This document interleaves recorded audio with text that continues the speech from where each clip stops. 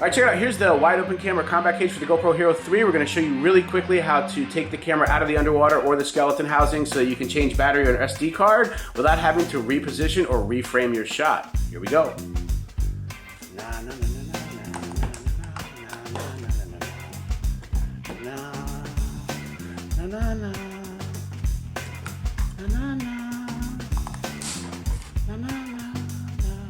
Alright, so check it out. Someone was saying that the anodizing on one of the other GoPro cages wasn't so great, so we wanted to make sure that ours was kick-ass. So check it out.